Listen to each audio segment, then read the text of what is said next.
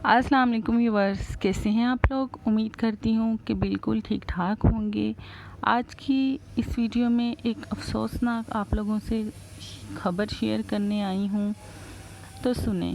یہ ہیں ڈاکٹر سدرا نیازی، جنہوں نے اپنے سر کی چھت اپنے پیدا کرنے والے باپ سے صرف اتنی درخواست کی تھی کہ وہ ایک پڑھے لکھے شخص سے شادی کرنا چاہتی ہیں، جو کم از کم ان کے برابر کا تو ہو، ڈاکٹر تو ہو۔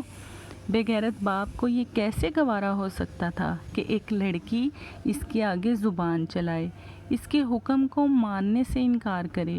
ڈاکٹر سدرا اکثر اپنی سہیلیوں کو بتاتی کہ میں اپنے اس کزن سے کیسے شادی کر لوں جس کی شکل سے مجھے نفرت ہے، اور جب اس کی سہیلی نے کہا گھر سے بھاگ جاؤ تو کہنے لگی بھاگ گئی تو لوگ مجھے غلط عورت سمجھیں گے، میں بد کردار نہیں بننا چاہتی۔ غلط عورت آپ نہیں، آپ کی پیدا کرنے والی ماں اور ماں جائیں ہیں، جو صبح شام تانے دیتے تھے کہ تم مرضی کا مرد چاہتی ہو۔ جو الفاظ ڈاکٹر سدرا صاحبہ نے سہے، مجھے یہاں بیان کرتے شرم آ رہی ہے۔ کیا بہنیں اور ماں ایسا کہہ سکتی ہیں؟ 2 سال سے احتجاج اور اس کے نتائج بھگتنے والے کے باپ نے پہلے ٹانگ پر پھر سر میں گولی مار کر بھائی کو کہا لے جاؤ، میں نے مار دی ہے۔